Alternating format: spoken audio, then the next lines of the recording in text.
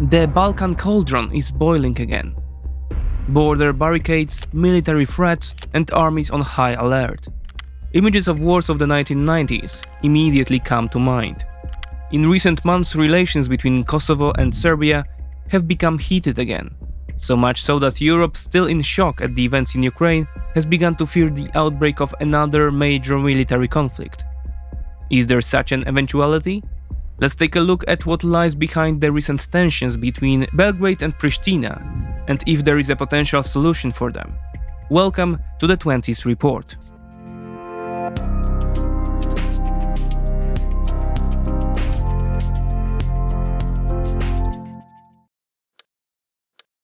Today's episode is brought to you by Incogni. The beginning of the year is a good time to introduce new habits, including digital ones. Your personal data is a big part of your life. Meanwhile, there are thousands of brokers around the world, trading it without your knowledge or consent, which leads to frequent massive data breaches. The good news is that you have the right to demand the information be deleted. Still, it is an unclear and complicated process. However, it doesn't have to be when you use Incogni. Incogni contacts brokers to remove your data such as email address or phone number, additionally dealing with any objections on their part. The process is automatic and embedded in law, which ensures speed and safety. Incogni has prepared a 20% discount for the first 100 people using the code goodtimes with the link from the description. The Balkan Peninsula, an area with an incredible historical legacy and otherworldly landscapes. Blue water with mountain peaks rising from the sea base. Virtually the entire peninsula is characterized by a mountainous terrain, which inevitably contributed over the past centuries or millennia to a mosaic of cultures, religions, and nationalities. With the advent of the era of nation-states, this unique diversity of the Balkans was to contribute to the start of a period of conflicts, wars, and disputes, which in some places continues to this day. For years, the Balkan region was characterized by little national consciousness. However, in the 19th century, with the ousting of the Ottoman Empire from these areas, which had previously controlled the peninsula for several hundred years, and the growth of ethnic awareness and local nationalisms, the situation became increasingly unstable. The Balkans plunged into uprisings, conflicts, and wars, in effect receiving the infamous badge of the Balkan Troubles. The 1990s brought another extremely bloody chapter of the last 200 years of Balkan unrest. For 10 years, the northwestern part of the peninsula was engulfed in the war on national, ethnic, and religious grounds. Almost everyone turned against each other, and each side committed horrific crimes.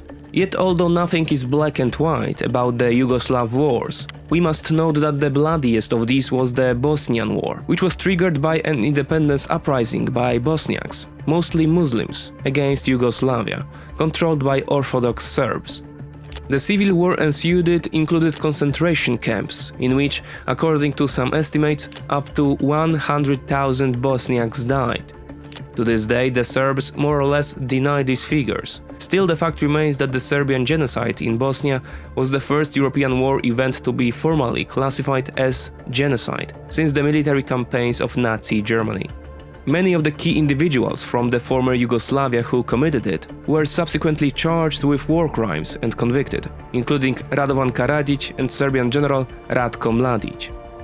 The threat of a similar purge was also looming for the Muslim people living in the south of Serbia, in Kosovo.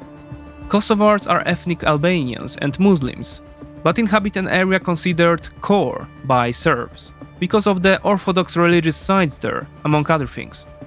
After the slaughter of the Bosniaks, NATO countries feared a similar scenario during the war between the Serbs and Kosovo insurgents, when it was reported in January 1999 that 35 Kosovo Albanians had been killed during the Račak massacre. The NATO political command considered that the conflict could only be resolved by introducing a military peacekeeping force. The alliance issued an ultimatum, which included Yugoslavia allowing 30,000 peacekeepers into Kosovo, an unlimited right of passage for NATO troops into Yugoslav territory, and immunity for NATO and its agents from Yugoslav law. The whole thing formed the so-called Rambouillet Agreement. Belgrade, however, refused. NATO, despite the lack of full support from the UN Security Council, due to the veto of Russia and China, decided to intervene militarily. And thus, airstrikes began, targeting primarily objects of strategic value. More than 2 months of air raids and bombardment of, among others, the capital Belgrade, resulted in the withdrawal of Yugoslav troops from Kosovo and the entry of NATO forces into the region, known as KFOR or Kosovo Force, which are still there today. The NATO air campaign left their mark on the Serbs and their perception of the international balance of power. The Yugoslav wars essentially ended back in the previous millennium, but for Kosovo its finale was independence, which after 9 years of UN and EU supervision, Pristina achieved by ceding from Serbia in 2008. Since then, Kosovo's independence has been the subject of deep dispute, above all with Belgrade, which continues to recognize Kosovo as an integral part of Serbia. This is even though the territories currently controlled by Pristina are fairly mono-ethnic. The population of 1.8 million inhabitants is overwhelmingly made up of ethnic Albanians, that is 90%, with Serbs accounting for about 5% of the population. However, the northern part of the country is where ethnic Serbs dominate, and this is where we approach the bone of contention. Belgrade's policy of not recognizing Kosovo also translates on a local scale, where ethnic Serbs living in northern Kosovo do not recognize the authority of Kosovar institutions. One catalyst for these tensions is the dispute over car number plates.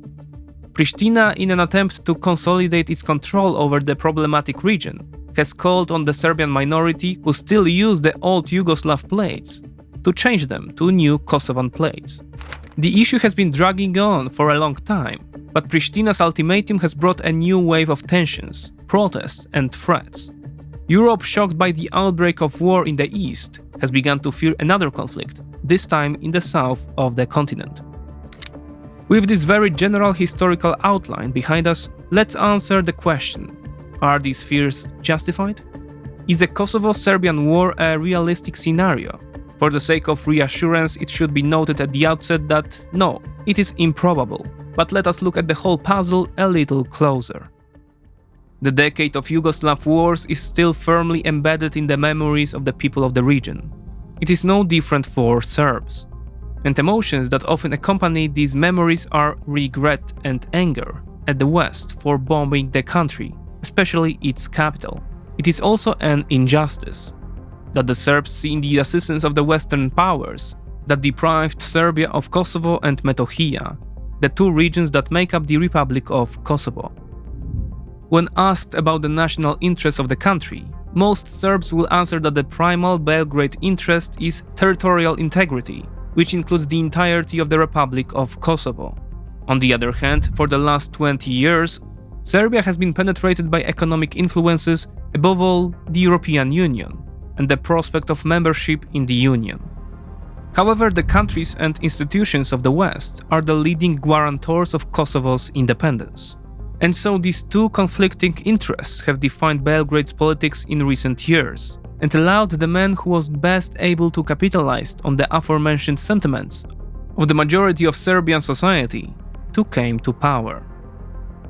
Aleksandar Vučić, as he is referred to, only back in 2008 formed the extreme nationalist, anti-Western, anti-EU and pro-Russian Serbian Radical Party. Still, when Vučić realized that to come to power he also needs a pro-Western electorate, he pragmatically changed his approach. The narrative towards the EU has softened, but Vučić's pro-Russian and often anti-Western tendencies have not disappeared and come to the surface when the political climate demands it. To ensure the neutrality of Western countries, Vučić Serbia is sticking to the European path, which means declaring a desire for EU membership. The majority of the Serbian elite is in favor of Belgrade's EU membership.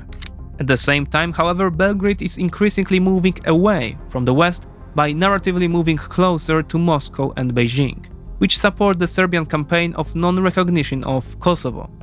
This attempt to sit on multiple stools at the same time is proving particularly difficult during the ongoing Russian invasion of Ukraine. So what is Serbia's position towards the war? On the one hand, Belgrade supported the EU resolution condemning the Russian invasion, but on the other, alongside Belarus and Turkey, Serbia is the only European country that has not imposed sanctions on Russia. Moreover, Belgrade is trying to take advantage of the favorable international situation, precisely the alienation of Moscow, to conclude new economically beneficial agreements. To the disapproval of Western leaders, Vučić signed an agreement with the Kremlin in May for another 3 years of Russian gas supplies. Natural gas is Moscow's heavy lever on Belgrade, as Serbia imports as much as 80% of its gas from Russia. The two countries also cooperate closely militarily.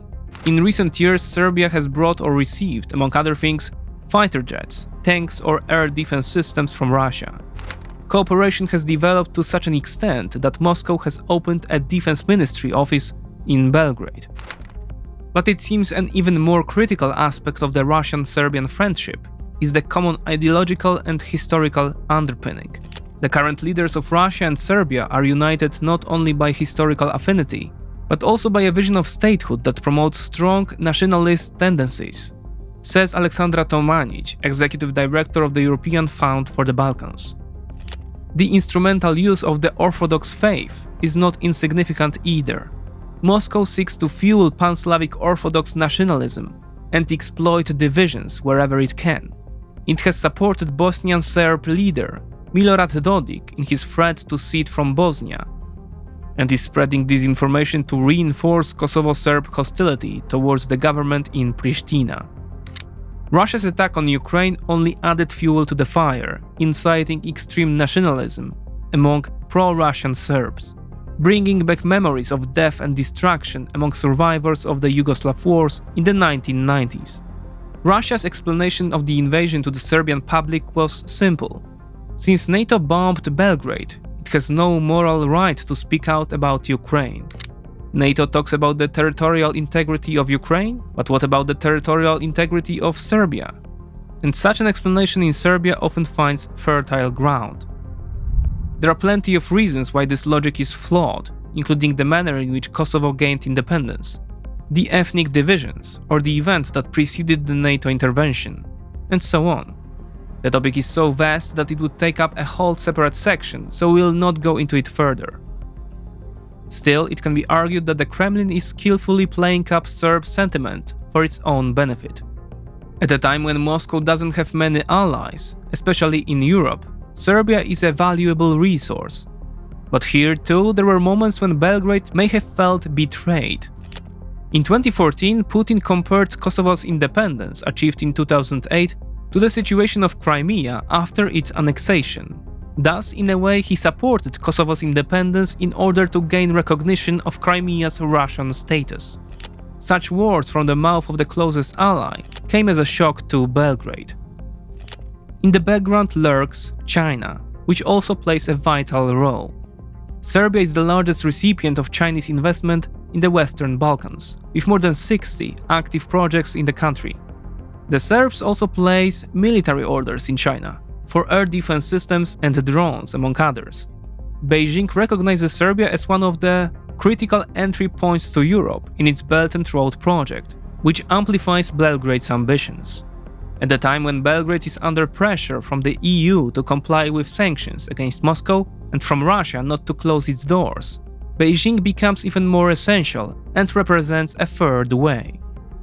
While it suits the Serbs to work more closely with Russia and China when, in addition, these succor Serbian international policy goals, it is somewhat problematic that Belgrade's total exchange with Beijing and Moscow is 5 times smaller than Serbia's exchange with the European Union. Overall, the EU accounts for 60% of Serbia's trade, and despite Chinese investment, for 63% of country's foreign investment, at 19 billion euros. Brussels by no means has white glass when it comes to dealing with Belgrade. The integration process is a mess, but Belgrade, by antagonizing Western countries with its approach to the Russian-Ukrainian war, or by threatening Kosovo, is de facto undercutting the crucial branch on which it sits. The case with Kosovo is simple. Pristina's entire international policy boils down to one thing: getting full international recognition, most notably from Serbia, as the Kosovars in practice do not have an army of their own. They have to rely almost entirely on NATO and the aforementioned KFOR for their security, while at the same time conducting diplomacy to gain international recognizance. Taking all this into account, is a war between Kosovo and Serbia a realistic scenario? Nothing can be ruled out, but the chances of this eventuality are very low. Both sides cannot afford it. Kosovo de facto has no army. Serbia has an army but does not have the resources to wage it.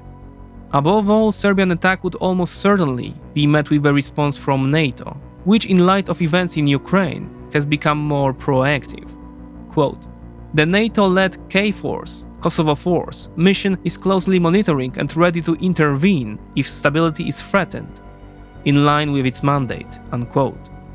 This was NATO's position in a statement issued by the mission on 31st of July 2022, when tensions erupted.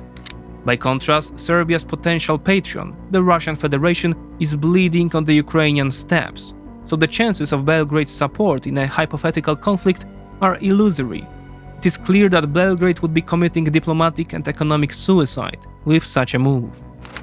So in general, we are not dealing with anything new. Conflicts on the Pristina-Belgrade axis have been going on for years, periodically erupting. Most observers agree that these are predominantly driven by Belgrade to build internal political strength. Kosovo acts as a, quote, rally around the flag effect for Belgrade. That is, when faced with a critical issue, society is expressing deeper support for state leadership. By periodically rising tensions and then extinguishing them, Vučić presents himself as a defender of Serbian interests in a theoretically hostile environment for Serbs. The problem is that such a policy causes increasing frustration in the West, while geography and statistics prove that it is the West, not Russia or China, that provides the most straightforward path to Serbia's economic development.